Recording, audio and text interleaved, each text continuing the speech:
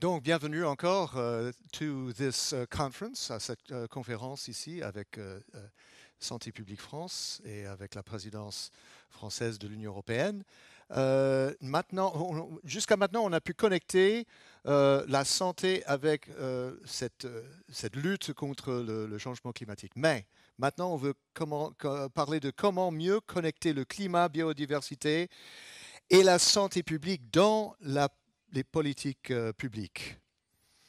Ça, c'est un challenge. Hein. Ça, c'est un défi. Je suis à Bruxelles depuis plus d'une dizaine d'années et je vois comment en Parlement, en commission et tout ça, c'est pas facile parce qu'il y a différents intérêts, il y a différents avis à unifier. Donc, j'espère qu'on peut en parler pendant ce panel.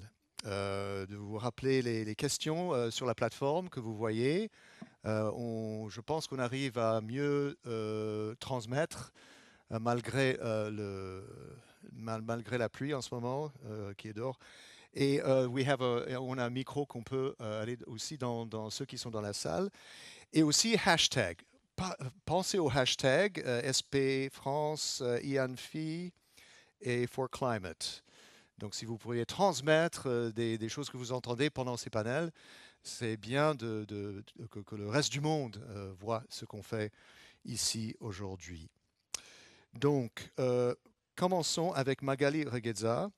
Enfin, je vais vous donner tous les noms là. Magali Regueza, maître de conférence à l'ENS, ça c'est l'École nationale supérieure, Ulm.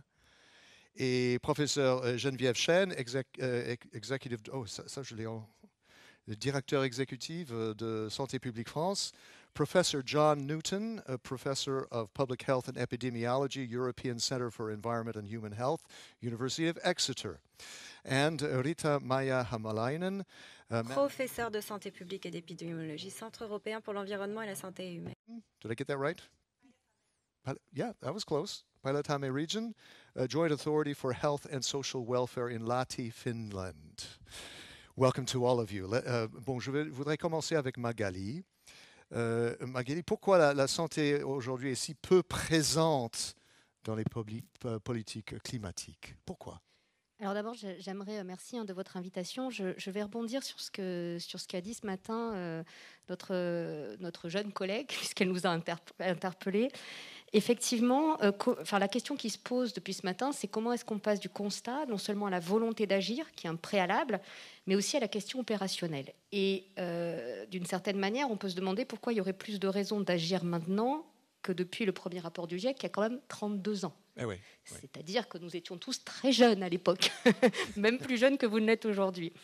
Je pense que derrière, Valérie Masson a aussi posé deux questions qui sont importantes et qui rejoignent ces questions de santé parce que... Enlevez le masque. Oui, tout à fait. Qui rejoignent les questions de santé parce que justement, les politiques de santé publique ont depuis longtemps intégré ces injonctions à travers les grands principes des politiques de santé. La première, c'est de passer du réactif curatif, c'est-à-dire qu'on se contente simplement de traiter le problème, à quelque chose de plus anticipatif, de plus préventif, et avec une recherche de co-bénéfices qui est quelque chose qui a été mis en place dans beaucoup de politiques publiques de santé.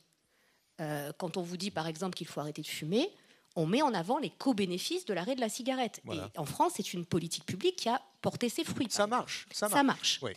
Il y a aussi un deuxième problème qui est sur le climat, qui est la continuité des politiques dans le temps, malgré une instabilité ou un temps politique qui est de plus en plus fort au niveau international. On voit bien comment des changements de partis politiques à la tête de certains grands États peuvent évidemment freiner ou allonger, mais c'est la même chose évidemment en France et dans les pays européens.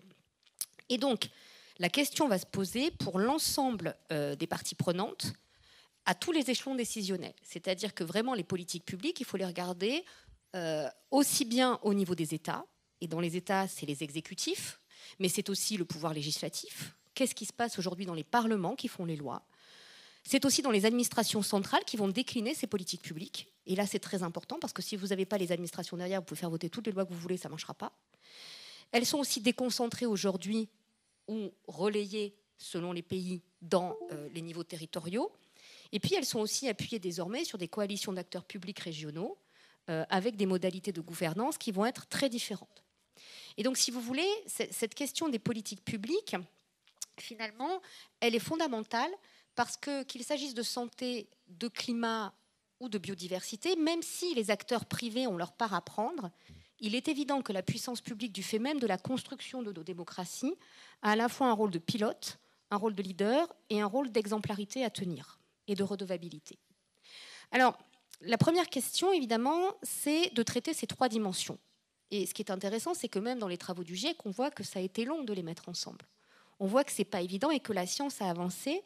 Et donc, quand on regarde comment la fabrique des politiques publiques se fait dans la plupart des démocraties et des États-nations, on voit bien que chaque secteur, la santé, la biodiversité, le climat, va demander des compétences spécifiques, des métiers spécifiques, des savoir-faire différents. Et donc, bien entendu, on a beau dire il faut faire du global, il faut faire du transversal, il faut penser systémique. Dans la pratique, ces compétences appellent aussi une certaine forme de spécialisation et donc de cloisonnement. Et donc, on a depuis des années un discours qui dit pensons global, décilotons, décloisonnant, mais qui est en fait de l'injonction parce que structurellement, la fabrique des politiques publiques, elle se fait de cette manière-là. Alors, une fois qu'on a dit ça, on n'a rien dit, mais en fait, on peut inverser le problème en se disant mais pourquoi ne pas rendre plutôt pertinents les cadres qui existent déjà plutôt que d'essayer à chaque fois de réinventer la roue. Alors en France, ça se traduit généralement par créer des nouvelles instances. on remet des choses en plus qui sont inefficaces et qui dépriment un peu tout le monde parce qu'évidemment, à la fin, on n'avance pas. Le premier impératif, je pense, et c'est un préalable nécessaire pour toutes les politiques publiques, c'est de comprendre les mécanismes relationnels entre climat, biodiversité et science. Et ça peut paraître évident pour des gens qui travaillent sur le sujet en permanence, ça ne l'est pas du tout. Et on voit bien comment là aussi l'évolution des rapports du GIEC montre que, y compris dans la communauté scientifique, eh bien, on a eu des avancées. Et ces avancées, elles sont notamment le fait de politiques publiques qui ont investi dans la science. Alors vous connaissez peut-être, pour ceux qui travaillent sur le sujet, le concept de One Health, une seule santé, un seul écosystème, une seule santé planétaire, santé humaine, santé des écosystèmes, santé planétaire. Aujourd'hui, par exemple, on voit comment certains pays, et la France au premier chef, dans ses plans de relance, dans aussi les programmes d'investissement d'avenir, a fléché massivement des crédits pour permettre à la recherche fondamentale d'avancer sur ces liens. Il y a un premier point d'alerte ici, c'est qu'on oublie généralement dans ces recherches de mettre en évidence la dimension de sciences sociales, la question des sciences humaines et sociales. Ou alors on les réduit basiquement et de façon un peu caricaturale à l'impact économique et puis à la question des comportements. Ce qui a été dit par le rapport du GIEC, c'est qu'on a impérativement besoin aujourd'hui de travailler sur cette société, sur ces leviers sociaux pour éviter que les tipping points sociaux ne soient atteints. Le deuxième point, c'est qu'une fois qu'on a identifié de façon scientifique, evidence-based, ces sujets, il faut aussi identifier, comprendre, mesurer, anticiper les effets induits sur l'ensemble de la vie des individus et des collectifs. Et ça, malheureusement, on en est encore loin. Valérie vous a parlé ce matin des risques dominos, des effets composites. On va donc devoir prendre en compte des chaînes de risques avec des effets de rétroaction et ensuite les rattacher à des champs de la politique publique dans lesquels on n'a pas l'habitude de les mettre. Par exemple, vous avez parlé tout à l'heure de la santé mentale. C'est quelque chose qui était un point aveugle pendant très longtemps. Le lien entre la biodiversité et la santé mentale, il faut quand même à un moment se poser la question. Or, on a des études aujourd'hui qui démontrent qu'il y a au moins une corrélation entre un accès à une vie dans des environnements avec une biodiversité en bonne santé et la santé mentale des individus. On ne sait pas encore pourquoi, mais on sait qu'il y a un lien. On voit aussi, par exemple, qu'il y a tous des champs qui ne sont pas du tout regardés. La prévention, évidemment, des risques de santé, la question du vieillissement, la protection des abeilles et le vieillissement, a priori, il n'y a pas de lien, en tout cas pour le commun de nos concitoyens. La question du handicap, la question de l'accès aux soins. Et puis derrière, on a aussi des leviers qui sont fondamentaux dans le financement des politiques publiques et des mécanismes de soutien. C'est par exemple tous les systèmes d'indemnisation. En France, on a un sujet très important qui commence à être regardé du côté des acteurs publics et des chambres parlementaires, c'est la sécurité sociale et le financement de l'assurance maladie, de l'assurance vieillesse. C'est aussi l'accès à des soins de qualité, j'y reviendrai. C'est la mutualisation. C'est évidemment toutes les filières économiques. On a parlé de l'agriculture ce matin avec les enjeux de malnutrition, avec les enjeux évidemment de santé, de crise sanitaire. Alors là, on a déjà un premier instrument pertinent, ce sont les objectifs de développement durable. Le fait de pouvoir intégrer dans l'ensemble des diagnostics ces objectifs de développement durable. Et puis, le fait, et ça n'est pas fait, d'imposer des diagnostics de vulnérabilité systématiques dans des champs pour lesquels on n'a pas l'habitude de les faire. Quel est aujourd'hui l'impact sur la santé des individus à cause des extrêmes et de la récurrence de ces extrêmes, mais aussi des stress chroniques? Mais quel est aussi, par exemple, l'impact sur, vous l'avez dit ce matin aussi, l'augmentation d'un certain nombre de pathogènes? Mais je vais plus loin. Comment est-ce qu'on fait demain pour avoir une santé publique de qualité quand nos hôpitaux ne sont pas capables de résister, par exemple, à des canicules? Parce que les bâtiments sont mal isolés, parce qu'on peut avoir des ruptures d'eau, parce qu'on peut avoir un certain nombre de choses qui font que le service de santé même, dans des pays développés, et je pense que c'est important aussi de le dire, on a trop longtemps cantonné ces sujets à des problèmes de pays en voie de développement. C'est un problème essentiel pour la résilience de l'humanité. Donc c'est tout connecté. C'est tout climat, connecté. Biodiversité, santé publique. Exactement. Et oui. on voit même aujourd'hui les impacts sur les personnels de santé, puisque si demain nous avons des impacts et des événements extrêmes, et on l'a vu sur des crises récentes, si les personnels de santé sont eux-mêmes affectés, on ne pourra plus soigner les gens. Donc comment vous observez cette connexion? Comment appliquer cette connexion à la politique, à une prise de conscience parmi ceux qui font la politique? Alors, on a plusieurs choses et le Haut Conseil pour le climat, auquel j'appartiens, auquel Valérie Masson aussi appartient, a déjà préconisé un certain nombre d'instruments par rapport aux politiques publiques. La première chose, c'est vraiment de travailler sur les bons jalons temporels. Ce n'est pas 2050. Nous avons beaucoup trop insisté, et c'était normal, sur l'horizon 2050 de la neutralité carbone, avec aujourd'hui l'effet boomerang où on nous dit qu'il n'y a plus que 3 ans pour agir, sous-entendu que si dans 3 ans on n'a rien fait, c'est terminé. Non, on a besoin d'avoir des jalons temporels à 2025, à 2030, avec des évaluations régulières, ex post et ex ante de nos politiques publiques. C'est un champ énorme de développement qui n'est pas fait, qui n'est pas encore, où on n'a pas mis les moyens. Le deuxième problème, c'est une redéfinition des rôles. Quel est le niveau stratégique, le niveau pilotage, le niveau de portage, de subsidiarité? Quel est le rôle de l'État? Avec là aussi l'idée que chaque État a sa propre histoire, ses propres héritages, et que si le parangonnage est important, l'histoire politique de la Finlande, de la Suède, des États-Unis, du Canada ou de la France ne sont pas les mêmes et que toutes les solutions ne sont pas forcément substituables. Le troisième point sur lequel j'aimerais vraiment insister, c'est qu'il n'y a pas d'optimum territorial. Nous passons notre temps à chercher la bonne maille d'action. Il faut sortir de cette idée pour utiliser les mailles d'action les plus pertinentes. Dans un cas, ça sera la métropole. Dans un cas, ça sera pour nous le département. Dans un cas, ça sera la commune. Dans un cas, ça sera la région. Dans un cas, ça sera l'État. Peu importe. Et puis, il y a un levier d'action, et je conclurai là-dessus, qui n'est absolument pas regardé, c'est la politique d'aménagement du territoire. Oui. Et cette politique d'aménagement du territoire, elle est importante parce qu'elle touche aussi bien aux infrastructures matérielles qu'aux fonctions, qu'à la manière dont on se déplace, et donc à ses effets possiblement négatifs et régressifs. Et je conclurai sur un point. Il faut avoir à l'esprit que les politiques publiques qui vont intégrer la santé, la biodiversité et le climat ont des effets possiblement régressifs. C'est ce qu'on appelle les coûts de la transition, et en particulier sur l'accès aux soins des plus pauvres, en particulier sur les personnels soignants. Et donc il y a aussi besoin dans ces co-bénéfices de trouver les mécanismes de compensation et donc à nouveau d'anticiper. Et ça demande une mobilisation et un effort qui est un effort financier, un effort de formation, au-delà du discours de l'urgence et de l'incitation, pour s'appuyer vraiment sur les connaissances scientifiques, pour faire avancer les choses dans les cadres existants, sans chercher forcément à les modifier, parce qu'on n'a plus le temps. Merci Magali. Donc on a entendu du côté académique, qu'est-ce qu'il faut faire, comment connecter. Parlons au niveau national, Santé publique France. Comment faire cette connexion? Comment appliquer ces observations au niveau national? Et non seulement de questions santé, c'est aussi d'aménagement du territoire. C'est tout lié, n'est-ce pas? N'est-ce pas, Geneviève Chêne, directrice exécutive de Santé publique France? Merci beaucoup. D'abord, je voudrais saluer et dire bonjour à toutes et tous ceux qui sont connectés aujourd'hui pour cette journée vraiment très importante, et dire à quel point, comme directrice générale de Santé publique France, je suis très fière d'accueillir cette journée de la présidence française de l'Union européenne sur changement climatique et santé, et aussi avec évidemment la finalité et l'objectif de rendre encore plus visible cette interconnexion entre changement climatique et santé. C'est un axe prioritaire de nos travaux, je vais y revenir. Et évidemment, on partage tous l'importance que les politiques publiques peuvent avoir sur le climat et de ce fait vont avoir aussi pour améliorer la santé. La question, c'est comment pouvons-nous faire plus en effet. Alors, je voudrais revenir sur cette interconnexion. En effet, une des missions essentielles de santé publique qu'une agence de santé publique a, c'est la surveillance sanitaire, l'alerte.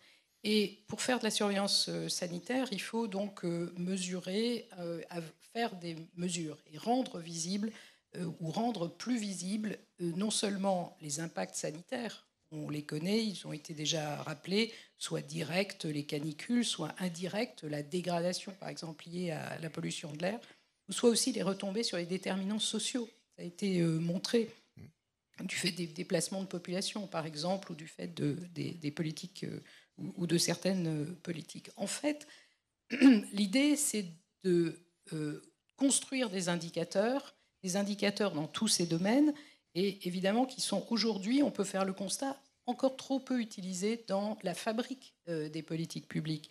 Et donc, on voit bien qu'il y a un besoin d'un cadre de réflexion qui peut se mettre en place, à la fois parce que ces indicateurs et ces mesures permettent de faire des priorités en fonction des besoins. Elles permettent aussi d'évaluer. En santé publique, et en santé en général, mais pour les politiques publiques en général, il est très important de mesurer aussi, a priori, mais aussi pour évaluer évidemment l'impact. Donc, en France, c'était l'objet d'un rapport que Santé publique France a publié en 2021 sur ces indicateurs pour faciliter la prise en compte de la santé publique dans les politiques d'adaptation au changement climatique. Et on fait aussi, on observe que 4 indicateurs sont regroupés dans la rubrique santé et société de l'Observatoire national des effets du réchauffement climatique, le NERC. Et évidemment, l'idée, parce que ça donne une vision encore trop partielle du sujet, c'est de pouvoir continuer à construire, développer ces indicateurs dans un certain nombre de domaines et aussi les rendre publics. Si on regarde le recensement international, puisque le parangonnage ne fait pas tout, mais quand même il est important, qu'est-ce qui se passe dans d'autres pays, eh bien on voit qu'il y a une très grande diversité des indicateurs qui existent, mais pas de lieu. C'est aussi l'objet de la feuille de route commune avec le réseau international des agences de santé publique, IANFI, de pouvoir rassembler ces indicateurs dans un cadre. Alors, ça veut dire quoi un cadre et proposer un cadre pour ces indicateurs rassemblés? C'est d'abord définir les enjeux, par exemple, enjeux, vagues de chaleur. C'est définir des indicateurs ensuite dans différents domaines. Les dangers, les expositions, la vulnérabilité, ça a été souligné, les impacts et les interventions. Le danger, par exemple, c'est quelle est la fréquence, l'intensité, la période de survenue, l'étendue géographique d'une vague de chaleur. Voilà des indicateurs extrêmement concrets. Et le sujet, c'est comment ça évolue dans le temps. Est-ce que ça augmente ou est-ce que ça diminue, et en particulier après qu'il y ait eu des prises de décision de politique publique. À mentionner là, aux questions de canicule, exactement. De météo extrême, que par exemple, vous menez des actions par la Santé publique France avec des acteurs hors santé, comme Météo France, par exemple. Exactement, parce qu'on l'a souligné, l'intersectorialité, elle est absolument cruciale. Et donc, effectivement, s'impliquer aussi avec Météo France et prendre sa part dans un continuum d'action et dans un dispositif où Météo France fait les mesures de température, est en mesure, évidemment, d'informer et de générer l'alerte quand ça se passe. Et nous mesurons immédiatement, évidemment, et aussi en continu, l'impact sur la santé, par exemple les passages aux urgences à ce moment-là, ou d'autres, les visites à domicile en cas de symptômes chez les personnes, pour pouvoir en effet mesurer l'impact et aussi lancer l'alerte, surveiller l'évolution. Donc en effet, le travail avec ces autres acteurs comme Météo France, on a aussi des programmes avec l'ADEME, par exemple, l'Agence de la transition écologique, pour mettre en place des modules comme RQ+, sur la pollution de l'air et l'impact de la pollution de l'air avec les villes en particulier. Je voudrais revenir sur les différentes catégories d'indicateurs. La vulnérabilité, précarité socio-économique, indicateurs sur le logement, l'impact aussi, recours aux soins, ça a été souligné, et les interventions, on a souligné les systèmes de vigilance. Donc c'est cet ensemble global entre les secteurs de la santé et des autres secteurs qui doit pouvoir faire l'objet d'indicateurs qui sont publiés ensemble. Et j'ajouterai, et je terminerai par ça, mais c'est un des grands enseignements de la pandémie Covid, c'est l'importance aussi de rendre publics ces indicateurs. Ils doivent être très utiles évidemment, est fourni aux décideurs pour l'appui à la fabrication, à la fabrique des politiques publiques, ils doivent aussi être rendus régulièrement publics pour les citoyens, ce qui permet aussi de les informer, mais ce qui permet aussi d'être un levier aussi de confiance envers les acteurs publics. À noter, je pense, c'est important de noter que vous n'êtes pas le ministère de Santé. Ce n'est pas vous qui faites la politique. Non. Mais c'est vous, avec Santé publique France, vous êtes un centre d'information pour les politiciens, pour le public. Exactement. Une agence de santé publique, c'est une agence qui utilise les meilleures données de la science pour être très concrètement, très opérationnel dans une sorte de mode de solution, justement pour traduire les politiques publiques, donc être en appui pour leur fabrique, mais aussi les traduire de manière très concrète et très opérationnelle auprès des acteurs qui les appliquent. Can I pass to John Newton, Professor of Public Health and Epidemiology, European Center for Environment and Human Health, University of Exeter. You know, one thing that comes to mind, John, when I heard these first two presentations, right? Quand j'écoute ces deux présentations de Magali et Geneviève, je vois que nous sommes d'accord avec tout cela. Nous savons que c'est important. Mais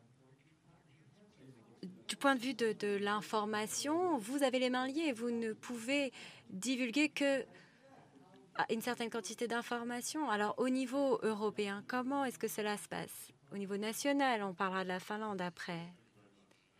Tout à fait, Chris. Ouais, c'est vrai que je pense que nous sommes au cœur du problème avec cette question. La première chose à dire, évidemment, c'est de remercier les orateurs précédents pour avoir clairement expliqué que nous avons atteint un point critique. On a parlé d'une fenêtre de tir, d'une fenêtre qui se resserre. Le temps presse. Tic, tic, tic.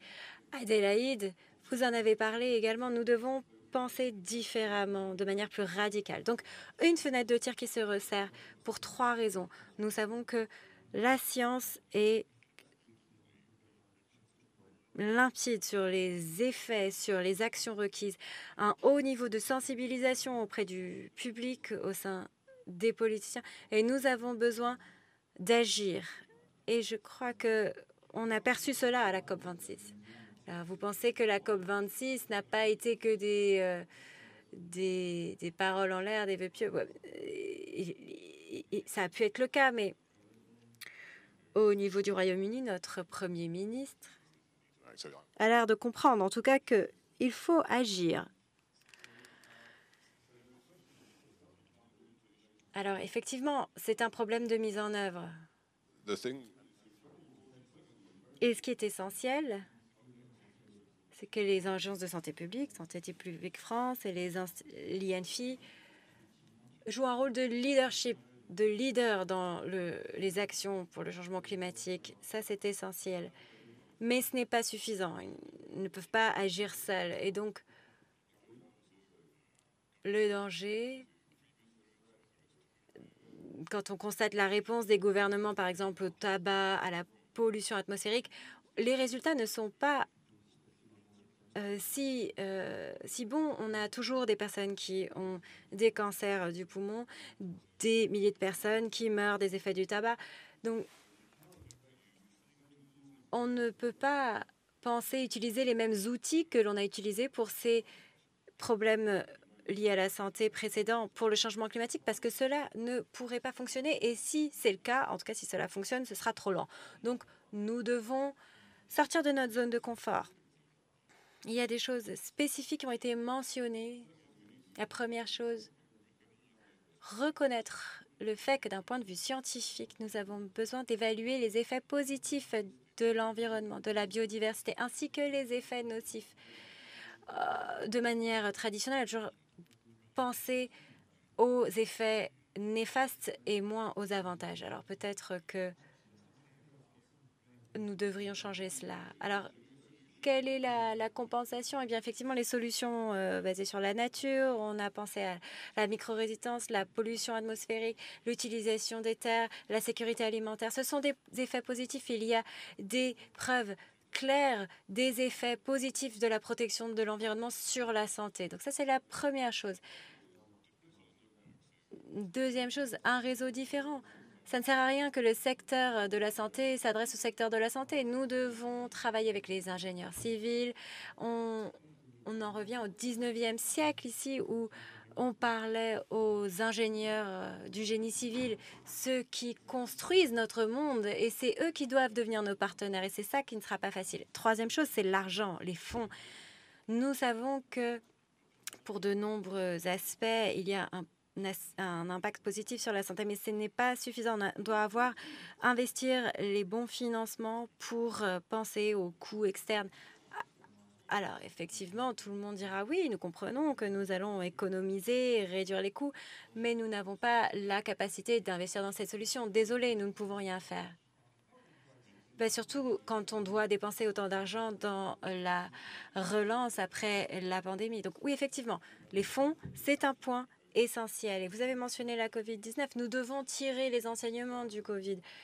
La surveillance est essentielle. Les données doivent être publiées, transparentes, pour que l'on puisse faire une différence, que ce soit au niveau des décideurs politiques, des populations. Tout le monde doit avoir accès à ces informations pour pouvoir aller de l'avant. Et avec la pandémie, le monde s'est rassemblé, a agi de manière solidaire à un certain point, pas de manière générale forcément, mais oui, c'est exactement ça. Nous pouvons travailler main dans la main si nous nous sentons mobilisés. Nous devons écarter cette menace commune, ce qui a été fait.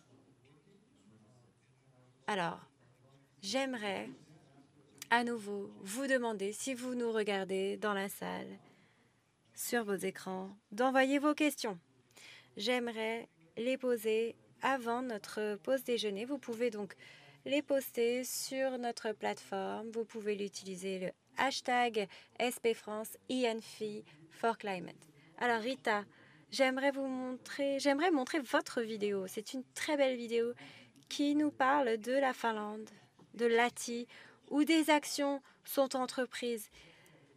Regardons cette vidéo.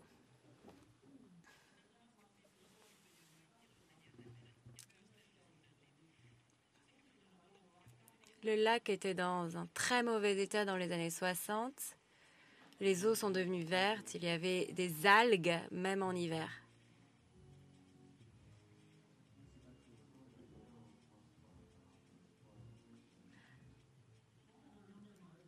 On a essayé de résoudre le problème en ajoutant l'oxygène dans l'eau. Ça n'a pas vraiment réussi. Dans les années 80, on a conduit des études. Et on a constaté que le problème était beaucoup plus vaste.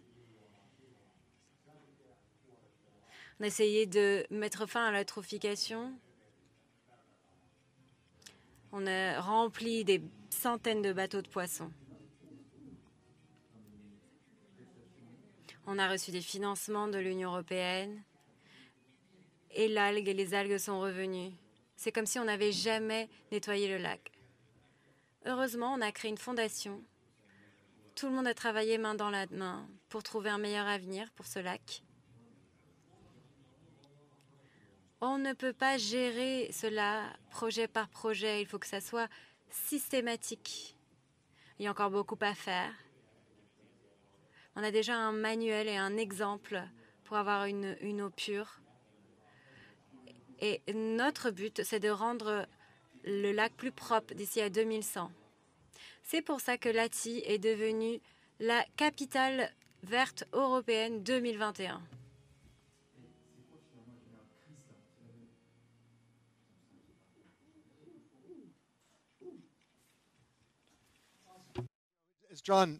C'était génial et comme a dit John, il faut travailler avec des ingénieurs. Et en fait, on a vu le monsieur parler des eaux pluviales. Donc c'est important que tout le monde travaille ensemble pour que cela marche. Alors, racontez-nous plus comment ça se marche à Lahti. Merci beaucoup pour l'invitation.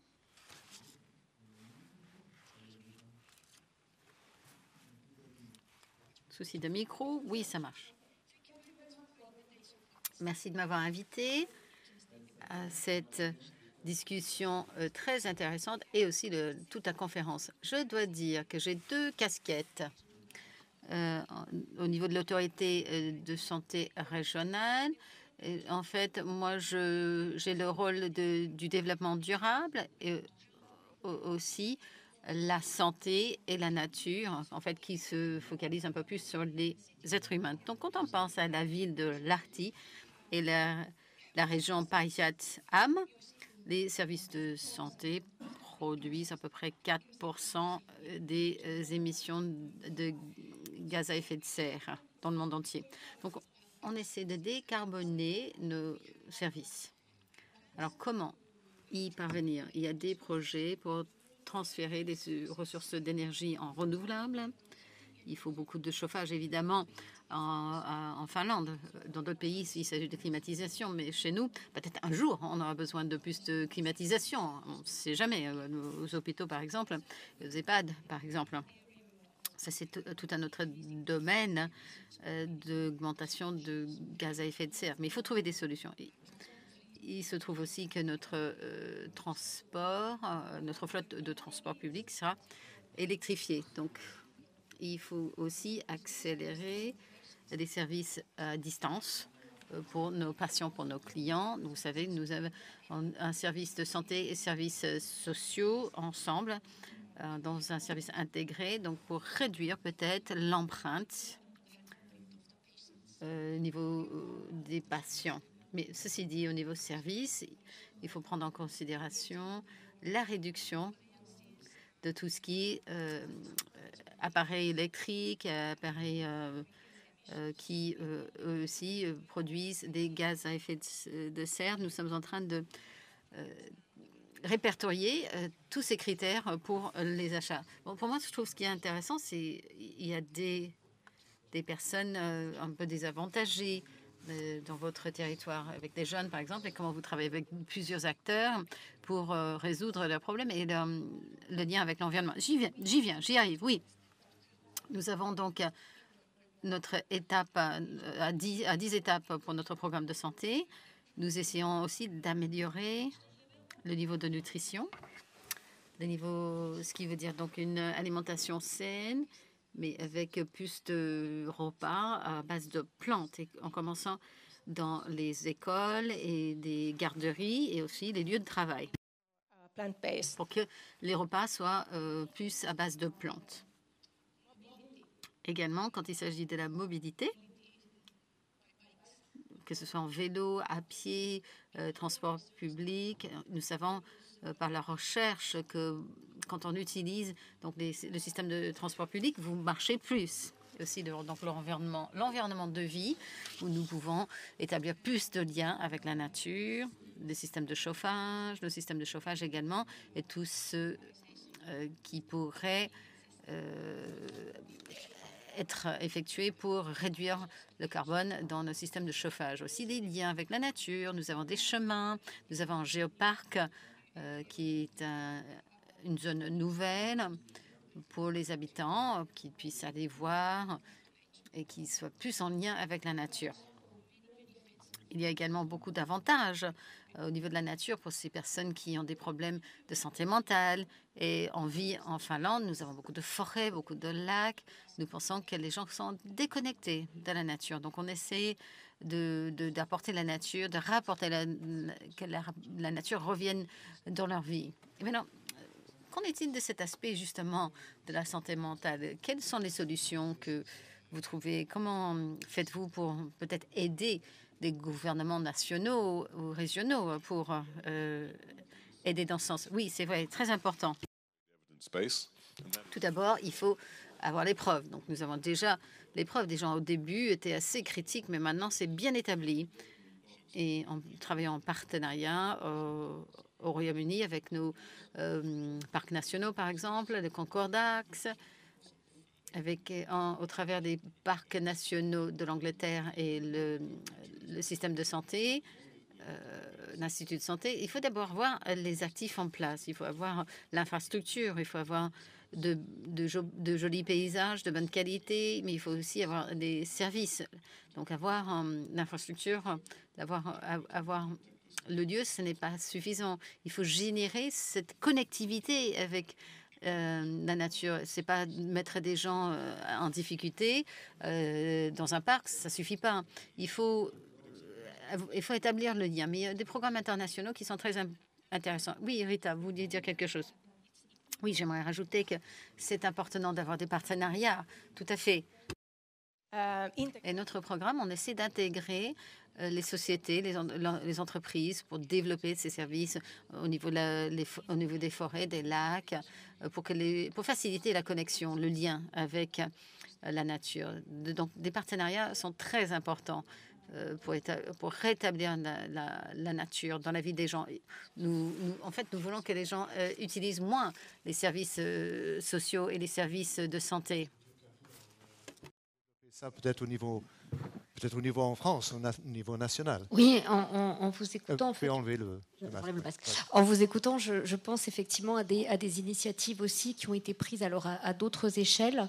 Et ce qui est intéressant, c'est de voir comment des politiques publiques ont finalement été beaucoup plus loin que ce qui était prévu au départ. Je pense à une initiative qui a été prise à Paris sur la désimperméabilisation des cours d'école dans le cadre d'un projet résilient qui au départ était quelque chose qui était vraiment dans le cadre du climat. En fait, on s'est rendu compte que toutes ces pratiques-là autour de l'agriculture urbaine, elles ont permis d'abord de restaurer du lien social, de faire de la prévention sur l'alimentation, de faire de la prévention évidemment sur la biodiversité urbaine, donc d'embarquer à travers aussi les enfants, les parents et les grands-parents, de construire derrière de l'éducation, une meilleure éducation, parce qu'il y a des projets pédagogiques qui se sont mis. Et ce qui était intéressant, c'est que quand le projet a été conçu, il n'était pas prévu pour ça. Et les effets, en fait, ces co-bénéfices sur 4-5 ans ont vraiment dépassé les organisateurs. Et on voit bien aussi comment ce type de projet ensuite a été repris dans d'autres collectivités territoriales avec d'autres mesures. Et donc je trouve ça extrêmement intéressant effectivement de voir comment on peut impliquer et découvrir dans le temps aussi des événements. Ce qui manque peut-être, et vous aviez l'air aussi de le dire, dans beaucoup de projets qu'on a aujourd'hui sur certains territoires, c'est justement le suivi scientifique et des observatoires qui vont permettre aussi de comprendre ce qui ne marche pas, ce qu'on peut améliorer, de mesurer, d'avoir aussi du suivi sur du temps long. Et puis, bien sûr, on a une difficulté, et ça, c'est peut-être aussi d'autant plus vrai dans des pays, entre guillemets, développés, qu'on a tendance à oublier que dans des pays riches, il y a aussi des très pauvres. Et on voit en particulier dans des politiques publiques qui sont mises en place aujourd'hui dans les quartiers en difficulté, des quartiers pauvres, d'un côté, effectivement, soit à travers la biodiversité, soit à travers les enjeux climat, on arrive en fait à faire du lien, à créer, à réduire de l'inégalité, à remettre de l'accès aux soins, à remettre de l'accès à la qualité de vie, etc. En revanche, on oublie que beaucoup de populations en fait, vont être exclues directement de cet accès parce que les transports, parce qu'elles n'osent pas sortir, parce qu'il y a en fait un ensemble de freins. Et ça, je pense que ces freins-là, justement, ils ont été extrêmement bien étudiés du côté de la santé publique. Et que donc, on peut aussi s'appuyer sur tous les retours d'expérience, sur la santé, sur la biodiversité, sur le climat, pour mettre en commun les retours d'expérience et ne pas commettre les mêmes erreurs. Geneviève, est-ce qu'on peut développer ça encore au niveau national, de réduire, d'adresser cette inégalité en adressant le changement climatique et la santé? Moi, je voudrais, évidemment, pour répondre, aussi indiquer que tous les exemples sont extrêmement importants parce que ça montre que ça peut marcher. Et donc, ça engage aussi les acteurs sur des exemples qui fonctionnent. Il faut nous donner de l'espoir aujourd'hui. Et absolument. Et il faut avoir aussi l'idée qu'on n'est pas seulement négatif, mais aussi positif. Et que la santé publique, c'est aussi promouvoir des environnements qui sont favorables à la santé de manière positive. Et je voulais insister et souligner le fait qu'il y a un cadre de référence aussi pour réfléchir avec les acteurs, en particulier au niveau des villes. On a ces actions-là, il y a des écoles de santé publique qui ont ces actions-là, d'autres agences, bien entendu. C'est l'évaluation quantitative des impacts sur la santé. Ils formalisent un certain nombre de mesures. Ça a été très bien fait et très longtemps fait sur la pollution de l'air, mais on peut aussi ajouter toute une série de mesures à l'échelon territorial approprié. Je suis tout à fait d'accord que le point, c'est le niveau pertinents pour agir qu'il faut identifier. Mais en tous les cas, ce cadre-là, il consiste à mesurer les évaluations, mesurer dans un certain nombre de domaines, et on peut y ajouter la température, évidemment y ajouter aussi l'ensemble de mesures, y compris qualitatives, sur la vulnérabilité, et en particulier en termes de précarité, à partir de ce constat-là qui est partagé avec les acteurs locaux, que ce soit les décideurs, mais aussi les citoyens. On peut avoir une idée très concrète du nombre, par exemple, de décès ou d'hospitalisations qu'on pourrait éviter, parce qu'on a ces données scientifiques, si on était dans les valeurs guides ou les normes en termes de mesures, et donc, du coup, construire à partir de là les scénarios, les options que l'on peut faire très concrètement pour y parvenir. Que si on n'agit pas, c'est une perte de chance pour les générations maintenant. Exactement, et ça, on peut le mesurer, le travailler avec les acteurs locaux, avec un cadre qui existe. Et à l'agence, nous le faisons avec 3 villes en France, mais évidemment, ça peut être, ça montre qu'il y a un mécanisme qui est généralisable et qui peut permettre aussi de suivre ce qui se passe dans le temps, parce que les actions de prévention et les actions de santé publique sont des actions qui nécessitent une continuité et une stabilité dans l'action et aussi dans les institutions. Rita, you wanted to add something to that, or you have another point to make? Go ahead. Vous vouliez rajouter quelque chose? Je crois que l'égalité et l'équité sont extrêmement importantes en parlant des besoins de la population et les changements climatiques. Je pense qu'on peut attirer des groupes dits vulnérables qui manquent d'instruction ou de formation. En fait, ces personnes pourraient être très intéressées par ce sujet et être formées et employées. Mais il y a aussi le partenariat entre la recherche, la communication et l'éducation. Donc, ce sont des 3 domaines très importants pour les partenariats et avec la santé, parce que l'éducation forme des salariés, mais aussi la formation pour la population. La recherche nous apporte les résultats à pouvoir mettre en place aux services sociaux et de la santé. Et on peut utiliser les résultats de nos interventions, nos pilotes.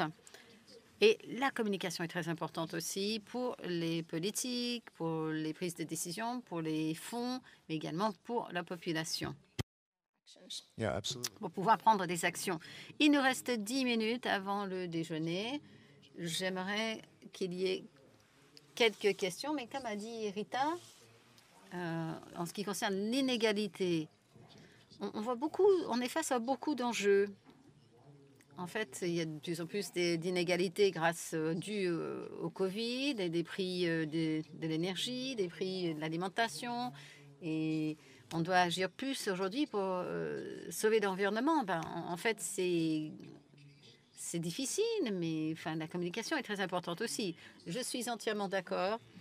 Il faut être très conscient des questions d'inégalité en ce qui concerne le climat. Mais, en ce que je disais tout à l'heure, pour promouvoir le développement durable et ces démarches qui maintiennent le climat et basées sur la nature, ce sont une solution à l'inégalité. En fait, il y a de très bonnes solutions. C'est vrai, c'est sa manière de la présenter, mais pas forcément. Mais oui, si, vous avez raison. Mais en fait, il faut communiquer cette idée, et la meilleure manière de transmettre l'idée, en fait, c'est montrer les résultats.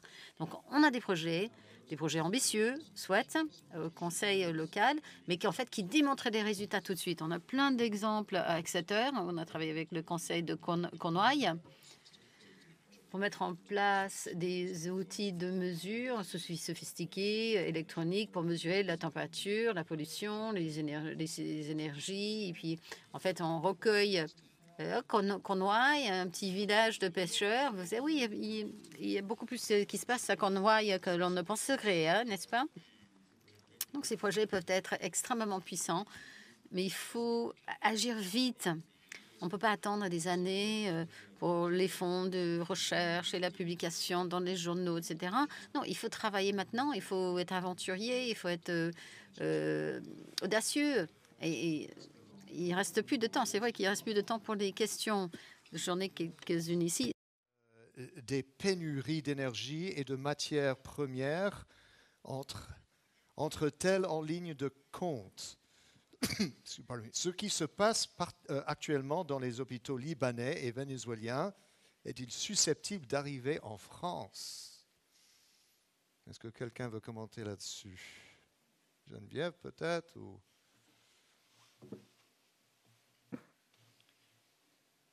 On a plusieurs questions, donc assez bref. Non, je ne suis pas, je n'ai pas les compétences pour répondre à cette question de prédiction de ce qui pourrait se passer sur les pénuries d'énergie. Oui, c'est la spéculation. Mais c'est purement de la spéculation et c'est du soin. Et l'idée, évidemment, est d'essayer plutôt de prévenir. Et tout ce qui sera, évidemment, on l'a souligné, ça fait partie de la feuille de route de IANFI, c'est comment les services publics et l'ensemble des structures publiques, notamment de santé, peuvent se mobiliser pour être elles-mêmes dans une capacité d'avoir un fonctionnement qui est le plus favorable à l'environnement et donc avec des dépenses d'énergie qui sont de plus en plus limitées pour le même résultat. Bien entendu, c'est un engagement extrêmement fort qu'il faut avoir. OK. Magali, c'est pour vous. On parle beaucoup de qualité de l'air.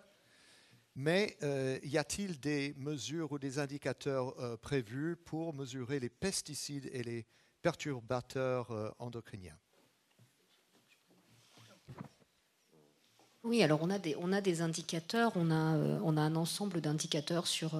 et d'ailleurs, c'est intéressant parce qu'aujourd'hui, de plus en plus, en fait, et le GIEC nous aide beaucoup, on va relier les questions de pollution de l'air avec les questions de changement climatique, en montrant qu'en fait, on a là encore des co-bénéfices.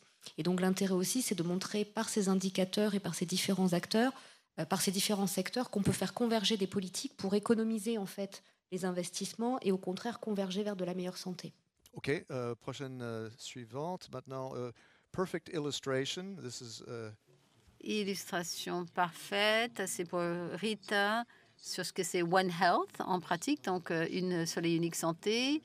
Donc, la santé de l'acte de l'ATI, là, est-ce qu'il y a des données sur l'impact de cette action super sur la santé des gens locaux? Oui, la qualité du poisson s'est améliorée. Évidemment, des gens mangent les poissons du lac, donc c'est la biodiversité qui s'est améliorée. C'était un endroit de loisirs. Avant, il y avait beaucoup de pollution et ça sentait très mauvais. Donc, ce n'était pas agréable. Donc, les gens, maintenant, peuvent faire de la voile, peuvent nager, peuvent faire des promenades. Donc, il y a aussi la construction des maisons autour de ce lac. Donc, ensuite, pour John, est-ce que vous pourriez parler plus de cette idée que le monde est allé un petit peu de pas ensemble en ce qui concerne le Covid? C'était un petit peu parfois une lutte pour être le premier à vacciner sa population. Il y avait des pays quand même laissés sur le côté qui n'ont pas eu une vaccination totale. Alors, est-ce que vous pensez, de quelle manière pensez-vous que l'on puisse agir de concert? Oui, c'était une généralisation, c'est vrai, je l'ai dit, mais c'est vrai qu'il y a eu beaucoup de limites sur la collaboration internationale en ce qui concerne le Covid.